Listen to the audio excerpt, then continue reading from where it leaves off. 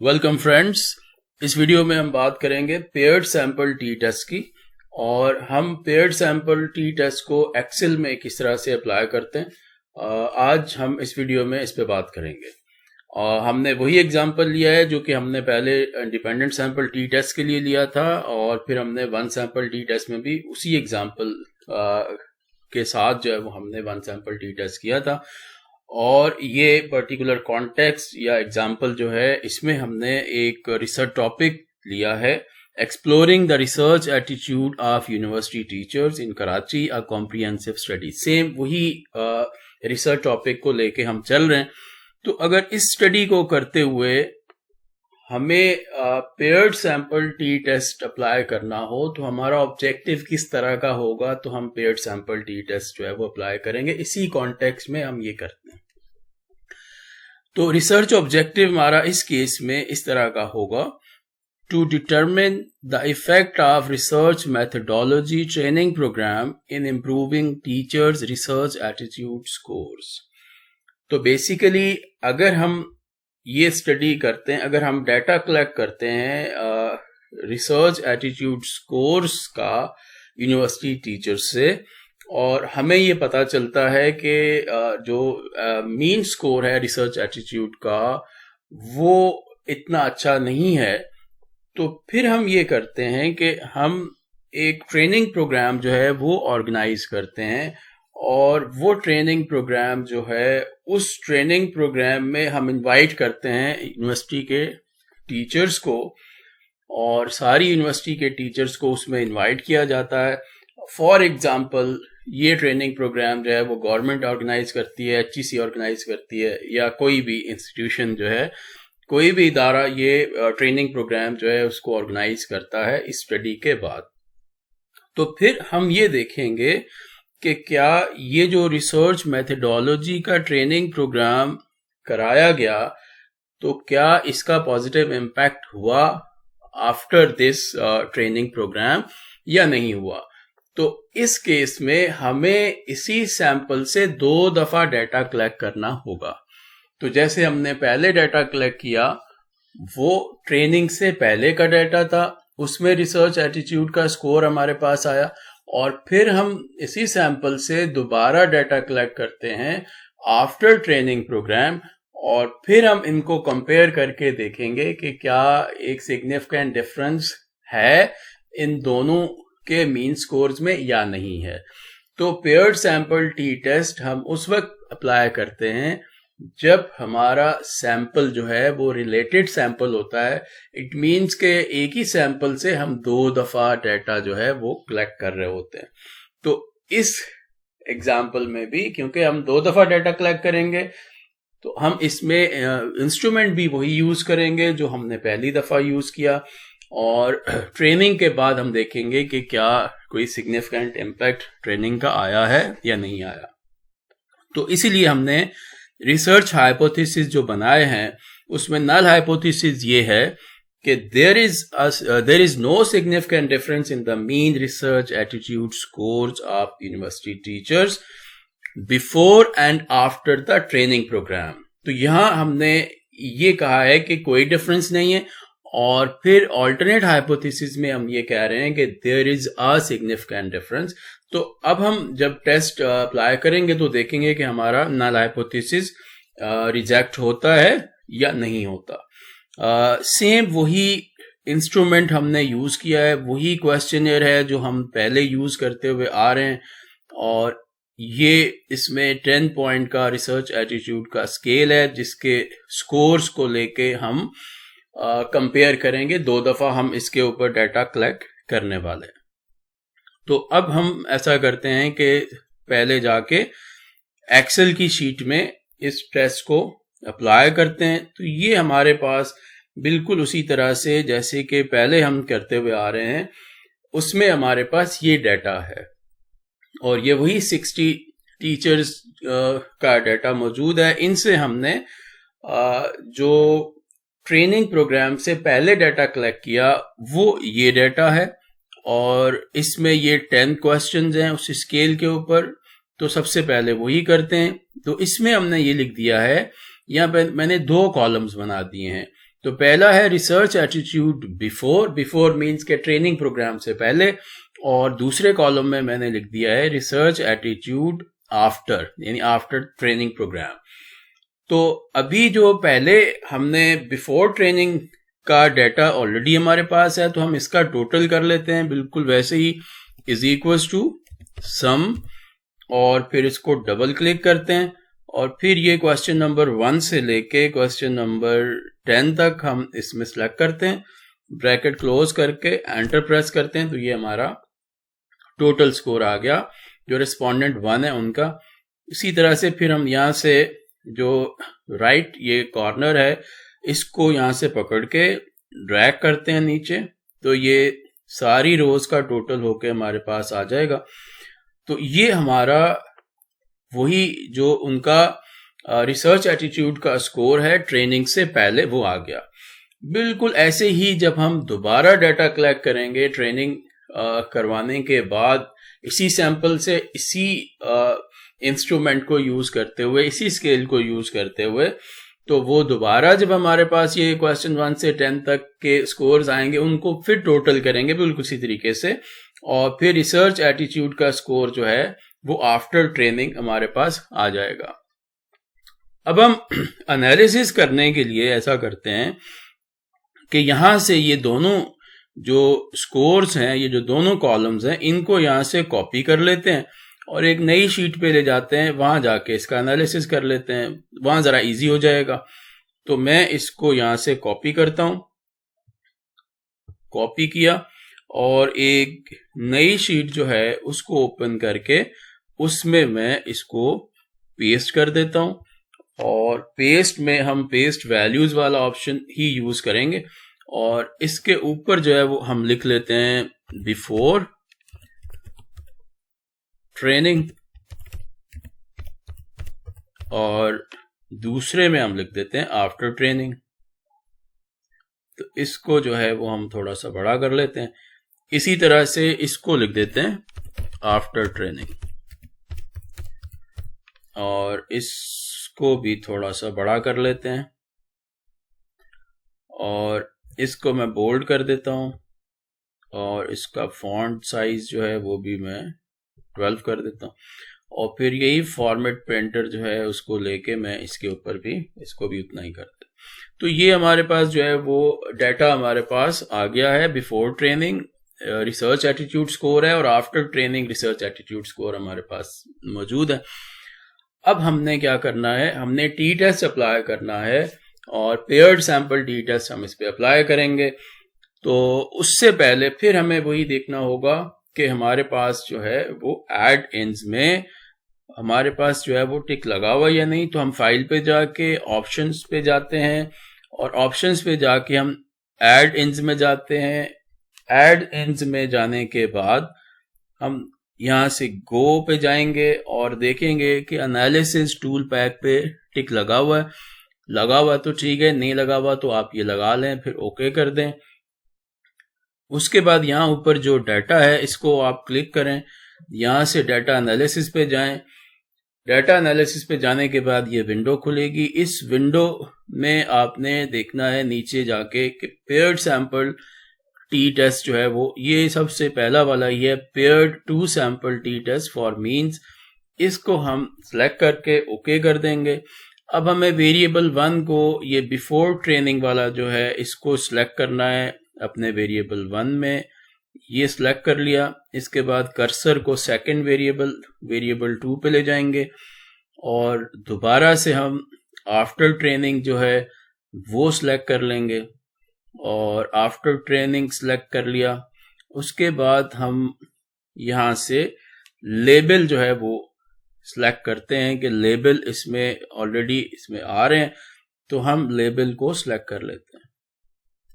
तो लेबल जो है उसको हमने सिलेक्ट कर लिया। उसके बाद वो पूछ रहा है कि हाइपोथेसाइज्ड मीन डिफरेंस जो है वो कितना है। इसको अगर हम छोड़ देते हैं तो ये ऑटोमेटिकली इसको ले लेगा, लेकिन अगर हम हाइपोथेसाइज्ड मीन डिफरेंस को लिखना चाहते हैं तो बेसिकली हम ये कह रहे हैं कि there is no significant difference. तो नो सिग्निफिकेंट डिफरेंस का मतलब हुआ कि जीरो डिफरेंस है। तो हम यहाँ पे 0 ले लेंगे, तो यहाँ पे हम 0 लिख देते हैं। उसके बाद जो है वो हम आउटपुट रेंज सेलेक्ट करते हैं कि आउटपुट रेंज इसमें क्या होगा।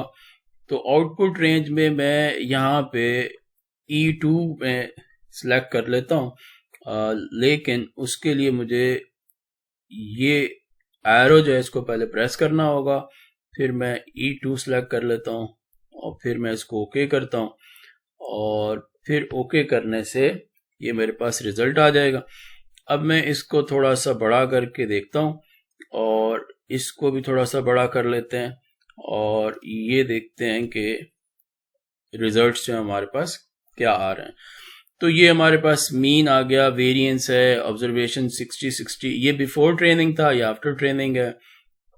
इसी तरीके से पियर्सन स्कोर रिलेशन की वैल्यू भी आ गई है, डिग्री ऑफ फ्रीडम। तो हमें इंटरेस्ट है इस वक्त कि इसका जो ट्रू टेल्ड पी वैल्यू है वो ये आ रही है हमारे पास। इसको मैं हाईलाइट कर देता हूं। जब हम इसको हाईलाइट करते हैं तो ये देखते हैं कि इसकी वैल्यू आ रही है 7.7 इंटू 10⁻⁻⁻0.8। तो इसका मतलब हुआ कि ये 0.000 यानी 7 zeros के बाद फिर 7 आएगा। इसका मतलब है कि ये 0.05 से बहुत कम है। तो 0.05 जो कि हमारा लेवल ऑफ सिग्निफिकेंस है, उससे ये वैल्यू बहुत कम है। इसका मतलब ये हुआ कि हमारा नल हाइपोथेसिस जो है वो रिजेक्ट हो गया है। नल हाइपोथेसिस रिजेक्ट होने का मतलब क्या है? हमने नल हाइपोथेसिस ये लिया था कि there is no significant difference between the mean research attitude scores. जब ये रिजेक्ट हुआ है तो इसका मतलब है कि there is a significant difference in the mean research attitude scores of teachers. तो ये चीज हो गई कि जो रिसर्च एटीट्यूड का स्कोर है, मीन स्कोर, उसमें एक सिग्निफिकेंट चेंज आया है, यानी इम्पैक्ट जो ट्रेनिंग का है वो हुआ है। लेकिन अब हम इसका इफेक्ट साइज चेक कर लेते हैं कि वो इम्पैक्ट हुआ तो है लेकिन कितना हुआ है, यानी उसका इफेक्ट साइज क्या है। तो इफेक्ट साइज कैलकुलेशन के लिए मैंने एक शीट पहले से बनाई हुई है और इस शीट में मैंने वापस वही दोनों कॉलम बिफोर और आफ्टर वाले यहाँ पे कॉपी किए हुए हैं, और इसके बाद एक नया कॉलम हम बनाएंगे जिसमें हम इनका डिफरेंस निकालेंगे। ये डिफरेंस का कॉलम है, डी फॉर डिफरेंस। तो D is equal to A minus B. A means after and B means before. तो हम आफ्टर में यानी जो बाद वाले स्कोर्स हैं उनमें से पहले वाले स्कोर को माइनस कर देंगे। तो यहां मैंने इसको माइनस किया है, और माइनस कैसे हुआ है, यहां पे इज इक्वल टू, और फिर हम इसमें पहले B2 ये वाला और उसके बाद माइनस और फिर ये वाला। अगर मैं इस नए कॉलम में दोबारा से ये एक दफा करके दिखा देता हूं, यानी पहले हम लिखेंगे इज इक्वल टू, उसके बाद हम ये वाला स्कोर यानी ए की वैल्यू, फिर माइनस, उसके बाद बिफोर यानी बी की वैल्यू, और फिर एंटर प्रेस कर देंगे तो ये हमारा 1 स्कोर आ जाएगा। और फिर हम यहां से इसको पकड़ के पूरा नीचे तक ड्रैग कर लेंगे तो ये सारों का डिफरेंस जो है वो हमारे सामने आ जाए। तो ये सब का डिफरेंस निकल के आ गया, ये ऑलरेडी मैंने यहाँ पे किया हुआ है। तो ये डिफरेंस का कॉलम हमने बना दिया। उसके बाद हमने ये करना है कि ये एक टेबल हमने बनाना है। ये ऑलरेडी मैंने बनाया हुआ है, एक दफा मैं इसको वापस से बना देता हूं, और हम ये करते हैं कि यहाँ पर ये सिलेक्ट कर लेते हैं और यहाँ पे हम ऐसा करते हैं कि ऑल बॉर्डर्स सिलेक्ट कर लेते हैं ताकि ये टेबल बन जाए, और फिर हम इसको थोड़ा फॉन्ट साइज भी इसका बड़ा कर देते हैं और इसको हम सेंटर में अलाइन कर लेते हैं। तो सबसे पहले तो यहाँ पे M1 चाहिए। M1 का मतलब है कि जो मीन वैल्यू है हमारी, और 1 का मतलब ये कि बिफोर, और 2 का मतलब ये कि आफ्टर, यानी पहला ग्रुप जो है हमारा, पहला कॉलम, उसका मीन, और फिर M2 का मतलब है दूसरे कॉलम का मीन स्कोर। तो पहले वाले का मीन जो है वो कैसे आएगा, उसका एवरेज निकालेंगे। और कैसे होगा, हम लिखेंगे इज इक्वल टू, एवरेज के लिए ए वी लिखेंगे तो ये एवरेज आ जाएगा। इसको डबल क्लिक करेंगे और फिर ये जो हमारा पहला कॉलम है इसको यहां से पूरा सिलेक्ट कर लेंगे, और सिलेक्ट करने के बाद हम इसको ब्रैकेट क्लोज करेंगे सिलेक्ट करने के बाद, ये सिलेक्ट किया, ब्रैकेट क्लोज किया और एंटर प्रेस कर दिया, तो ये हमारे पास M1 आ जाएगा। बिल्कुल ऐसे ही M2 के लिए हम इज इक्वल्स टू एवरेज, इसको डबल क्लिक किया और फिर हमने सेकंड वाला हमारा कॉलम जो है इसको पूरा सिलेक्ट किया और सेकंड कॉलम सिलेक्ट करने के बाद फिर हम वही करेंगे कि ब्रैकेट को क्लोज करेंगे, ब्रैकेट क्लोज करने के बाद एंटर प्रेस करेंगे तो ये उसका आ जाएगा। अब मैंने इसको 2 डेसिमल प्लेस पे लिया हुआ है, तो जैसे मैंने वहां पे इसको 2 डेसिमल पे किया है तो हम यहाँ पर भी इसको 2 डेसिमल पे ही कर देते हैं। तो इसको 2 डेसिमल पे करने के लिए यहां से हम इसको 2 डेसिमल पे कर देते हैं, ये 2 डेसिमल पे हो गया। इसके बाद स्टैंडर्ड डेविएशन अब 1 है, तो पहले ग्रुप का स्टैंडर्ड डेविएशन लेना, तो यहाँ मैंने स्टैंडर्ड डेविएशन 1 लिख दिया, स्टैंडर्ड डेविएशन 2 लिख देता हूँ।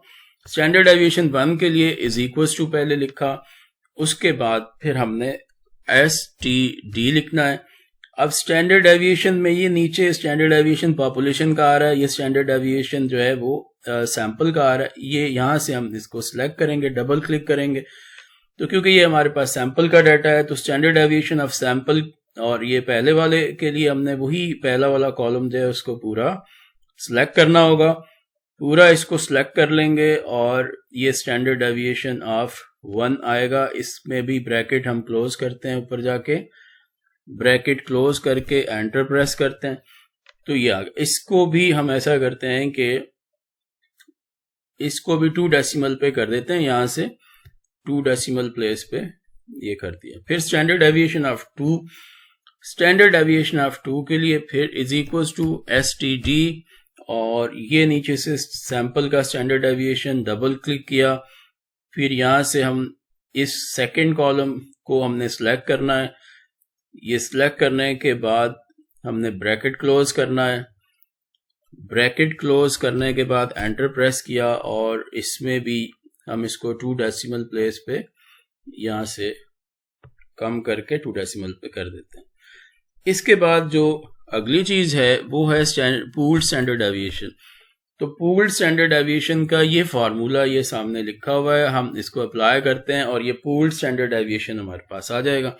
इसके लिए हमने इज इक्वल्स टू पहले लिखा, उसके बाद हम स्क्वायर रूट करेंगे, SQRT ये आ गया, इसको डबल क्लिक करते हैं, उसके बाद देखिए डबल ब्रैकेट है तो एक ब्रैकेट और हम लगा देते हैं, उसके बाद स्टैंडर्ड डेविएशन 1 का स्क्वायर है, तो स्टैंडर्ड डेविएशन 1 ये है, ये हमने लिखा और इसके बाद हमने इसके ऊपर पावर लगाई, इसका स्क्वायर किया और फिर प्लस का साइन आएगा, फिर स्टैंडर्ड डेविएशन 2 आएगा, उसके ऊपर हम पावर लगाएंगे, उसका स्क्वायर करेंगे, उसके बाद हम ब्रैकेट क्लोज कर देंगे, फिर अपॉन फिर 2 आएगा और फिर ब्रैकेट क्लोज करेंगे और फिर एंटर प्रेस करेंगे, तो ये हमारे पास इसका पूल्ड स्टैंडर्ड डेविएशन आ जाएगा। इसको भी हम 2 डेसिमल प्लेस पे राउंड ऑफ कर देते हैं, तो ये हो गया।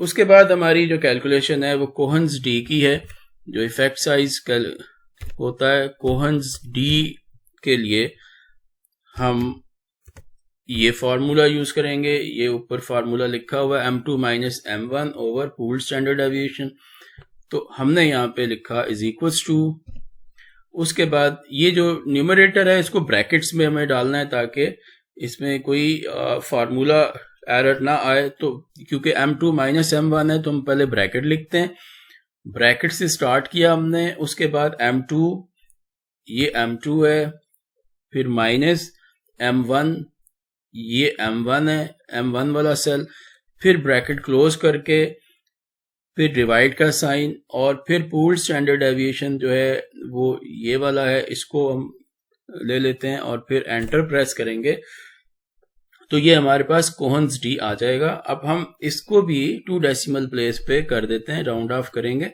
तो ये 0.45 हो जाएगा। इसके बाद जो है ये मीन डिफरेंस है, ये जो डिफरेंस वाला कॉलम है इसका मीन है, तो बिल्कुल वैसे ही जैसे हमने पहले 2 कॉलम्स का मीन लिया था इसका भी मीन लेंगे, और वो मीन कैसे होता है एवरेज से, तो A वी लिखने से एवरेज आ जाएगा। हम इसको डबल क्लिक करेंगे और इसमें ये जो डिफरेंस वाला कॉलम है इस पूरे कॉलम को सिलेक्ट कर लेंगे। तो ये डिफरेंस का कॉलम सिलेक्ट होने के बाद हम इसका ब्रैकेट क्लोज करेंगे। ब्रैकेट क्लोज करने के बाद हम एंटर प्रेस करेंगे और ये मेन डिफरेंस आ गया। इसको भी 2 डेसिमल प्लेस पे हम कर देते हैं और फिर डिफरेंस का standard deviation, the standard deviation of difference. तो इसमें भी ये जो डिफरेंस वाला कॉलम है इसका स्टैंडर्ड डेविएशन होगा इज इक्वल्स टू लिखा एसटीडी के बाद स्टैंडर्ड डेविएशन ऑफ सैंपल और अगेन हमने ये पूरा कॉलम जो है इसको सिलेक्ट करना है और ये कॉलम सिलेक्ट करने के बाद हम ऊपर जाके ब्रैकेट क्लोज करके एंटर प्रेस करेंगे। ये स्टैंडर्ड डेविएशन ऑफ डिफरेंस आ गया और इसको भी 2 डेसिमल प्लेस पे कर देते हैं। तो ये हमारे पास सारी कैलकुलेशंस होके आ गई हैं जो कि ये बराबर में मैंने पहले से कैलकुलेट की हुई थी। अब हमें पता है कि जो इफेक्ट साइज होता है उसके लिए स्टैंडर्ड क्या होता है। स्टैंडर्ड उसके लिए स्केल उसके लिए जो है वो ये होता है कि अगर डी की वैल्यू 0.2 हो तो उसको हम स्मॉल इफेक्ट साइज कहते हैं। 0.2 से लेके 0.5 से पहले तक ये स्मॉल ही होता है। फिर 0.5 से आगे 0.5 से लेके 0.8 से पहले तक 0.799 तक ये जो है मीडियम इफेक्ट साइज होता है और फिर 0.8 से शुरू होकर उससे ऊपर जितना भी होता है ये लार्ज इफेक्ट साइज होता है। 0.2 से भी कम हो अगर 0.1 हो तो वो जो होगा वो वेरी स्मॉल इफेक्ट साइज होता है। तो अब हम जाते हैं अपने रिजल्ट्स के ऊपर और रिजल्ट्स में हम देखते हैं कि हम इन सारे रिजल्ट्स को किस तरह से हम रिपोर्ट करेंगे एपीए स्टाइल में। तो ये हमने इसमें रिजल्ट्स को रिपोर्ट किया है। ये table 1 descriptive statistics and paired sample T test results for research attitude of university teachers before and after training. Before training, after training, उसके नंबर्स, मीन, स्टैंडर्ड डेविएशन और degree of freedom, T value, P value. अब P value जो है वो क्योंकि बहुत कम आई थी, वो 0.05 से बहुत ही कम थी, तो इसको जब हम रिपोर्ट करेंगे तो हम एग्जैक्ट वो वैल्यू लिखने की बजाय हम इसको इस तरह से रिपोर्ट कर देते हैं जैसे अगर एक्सेल में कोई पी वैल्यू इस तरह से आ रही हो जिसमें एक्सपोनेंट में दी हुई हो। जैसे यहाँ पर था कि 10 raised to the power -8 था, तो इसका मतलब था कि डेसिमल के बाद 7 zeros थे और उसके बाद फिर जाके 7 स्टार्ट होता था। तो इतनी छोटी वैल्यू जब होती है तो हम इसको एक्सेल में फिर इस तरह से जब हम एपीए में रिपोर्ट करते हैं तो हम इसको लिख देते हैं कि p is less than 0.001। यानी इसका मतलब है कि ये इसमें बहुत ही छोटी वैल्यू है। और फिर ये हमने यहाँ पे इसको स्टेरिक बना के एक्सप्लेन भी कर दिया कि ये जो लेस देन 0.01 है ये ट्रू टेल्ड है। अच्छा, अब हम आगे इसको जो रिपोर्ट हमने करना है इस रिजल्ट्स को, टेबल इस तरह से बनेगा। टेबल जो है उसका हेडिंग इस तरह से आएगा। अब पहला पैराग्राफ जो है इसमें हमने इसको क्या बताना है, इसमें हमने बताया कि a paired sample t-test was conducted to compare the research attitudes of university teachers in Karachi before and after। अब यहाँ before में हमने उसका मीन बता दिया और स्टैंडर्ड डेविएशन बता दिया, एंड आफ्टर द ट्रेनिंग तो उसका भी मीन बता दिया, उसका भी स्टैंडर्ड डेविएशन बता दिया। रिसर्च ट्रेनिंग प्रोग्राम, तो ये हमने डिस्क्राइब कर दिया है कि हमने पेयर्ड सैंपल टी टेस्ट जो है वो क्यों किया है, ताकि हम रिसर्च एटीट्यूड का जो स्कोर है यूनिवर्सिटी टीचर्स का उसको कंपेयर कर सकें जो कि बिफोर ट्रेनिंग था और after training. The results indicated a significant difference in the research attitude. इसके बाद हमने टी डिग्री ऑफ फ्रीडम उसकी वैल्यू लिखी है, उसके बाद पी वैल्यू लिखी है और साथ में मीन डिफरेंस जो हमने वहां से मीन डिफरेंस भी इसका निकाला हुआ, ये 2.72 हमारा मीन डिफरेंस है, वो हमने रिपोर्ट किया है। और the effect size Cohen's D was medium और उसकी वैल्यू 0.45 वो भी हमने यहाँ कैलकुलेट की थी, तो ये हमने यहाँ से रिपोर्ट कर दी। और हमने ये बताया है कि सिग्निफिकेंट डिफरेंस है लेकिन ये जो सिग्निफिकेंट डिफरेंस है, इसका इफेक्ट साइज जो है वो मीडियम है।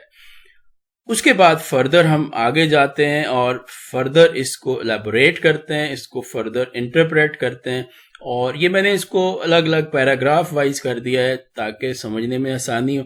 तो इसको हम इंटरप्रेट करते हुए कहेंगे, the negative T value indicate that mean post training score was significantly higher than the mean pre training score.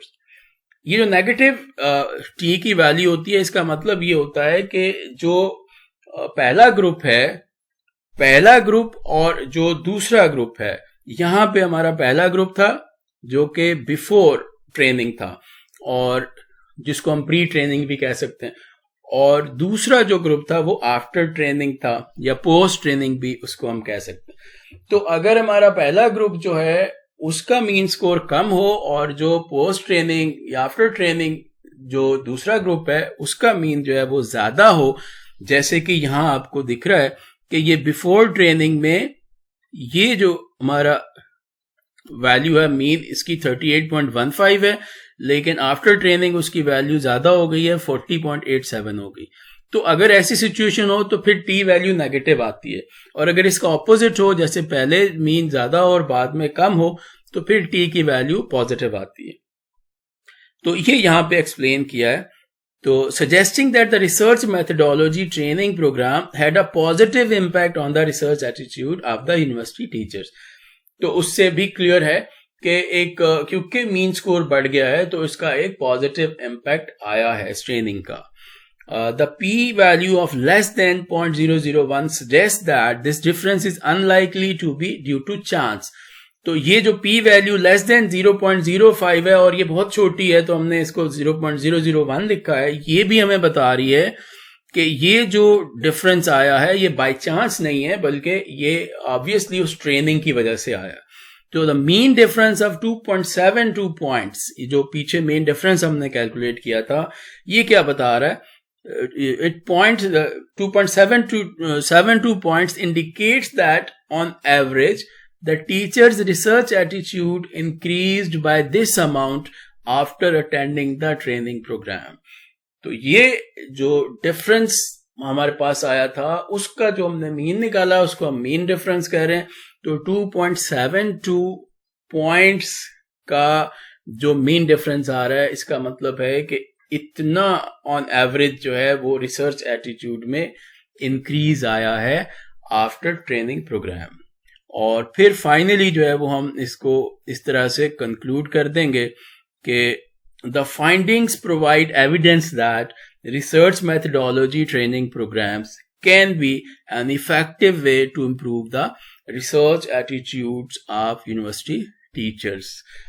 तो होपफुली आपको पेयर्ड सैंपल टी टेस्ट जो है उसको अप्लाई करना आ गया होगा, और स्पेशली एक्सेल को यूज करते हुए इसकी कैलकुलेशंस और कोहन्स डी की कैलकुलेशंस और उसके बाद मीन डिफरेंस और उसकी interpretation. Thank you very much and Allah Hafiz.